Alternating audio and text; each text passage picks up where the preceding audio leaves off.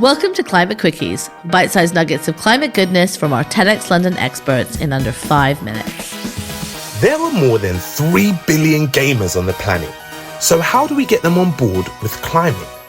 In this week's Climate Quickie, we hear from Deborah Mensah-Bonsu, the founder of Games for Good and the organizer of the Green Game Jam, an event which brings people together to come up with a new game idea that will inspire climate knowledge, education, and action. So how are people playing for the planet? Let's get into it with Deborah. Stay curious. Hi everyone, I'm Deborah. I run a consultancy called Games for Good.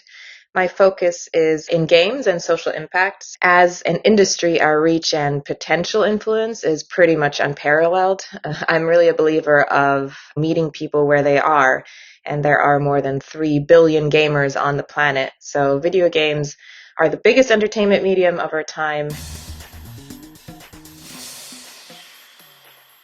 So why are video games such a powerful tool, not just in the climate movement, but I think in general? Games are just different to any other medium, so they're not passive. They give players agency. That means there's a greater ability to empathize, but then also to learn new concepts and systems and try things out. There's space to problem solve, right? To imagine different and better futures. Something I always say is that as game makers, we have the 2 most valuable things anyone can really have. We have people's time and we have their trust. And I believe if you respect your players, then you can really change the world for the better together. There are tons of different games out there that are trying to tackle different environmental subjects. One thing that I particularly focus on is something called the Green Game Jam. That's a yearly initiative where studios kind of tweak and innovate on their existing games with existing audiences to try to reach them about environmental themes. With this game jam, we're actually trying to use games that are already out there in the wild that have millions of players, and then trying to tweak and innovate on those games to try to reach players now as opposed to later. Because especially when it comes to the environment, we are a bit short on time. This year the theme is wildlife, and we have nearly 30 studios, so everything from Ubisoft and Supercell, Bandai, Tencent, Rovio, who are all trying to find ways to help conserve 3 wild ecosystems across the globe, and that's together with their players. We're trying to protect the habitat of 3 mascot species. We've got the harlequin toad, the snow leopard, and the manta ray that are living respectively in the Amazon, Himalayas, and then Western Indian Ocean.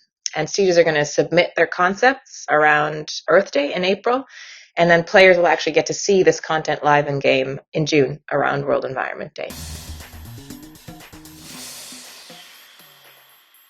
Through the jam, last year we actually had the opportunity to gather studios for a piece of research. We managed to ask more than 300,000 gamers about their attitudes towards the environment, and then also more specifically like green activations, or almost 53% of gamers say that environmental issues are already affecting them now. And then another 26% said that it will affect them at some point in their lifetime. And there was only a really small percentage, like 5.7%. Of those, more than 300,000 that said they didn't think they would be impacted.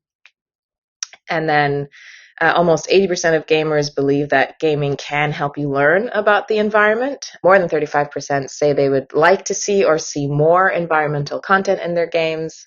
And then 46% said they'd also like to see it if it fits within the game's universe or narrative in some way. More than a third said they would choose a game with green themes over one without, which we thought was really interesting. 32.5% said they would be more likely to play games that incorporate green themes, and then that actually rose to 46.3% in the post survey. So that was run after the green content. So it's interesting to see that, once people get like a taste of it, they want more, which I think is really cool. Green activation response showed that players are more likely to commit to an action again after playing the content. So it was 72.7% before, and then that rose to 81.5% after playing some of the content. So I think with this still in the early stages of like what the potential of even this kind of research could unlock, we've kind of just scratched the surface on this kind of work.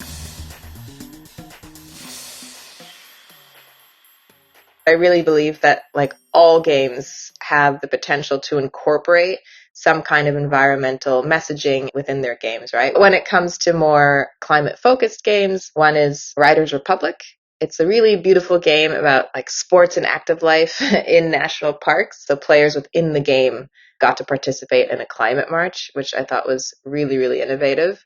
And then they're also creating another piece of content around wildfires. Ubisoft Mainz is also another great example. It's a city builder, but the team actually turned the game mechanics on their head, so players would have to make more sustainable decisions in order to be rewarded in the game. There's another one called Terra Nil from the developer Free Lives out of Cape Town, and they've created this eco-conscious strategy game. In there, you sort of are turning a wasteland into a new and thriving ecosystem. Once you're done, you kind of recycle everything, so you don't leave a footprint, which is quite cool.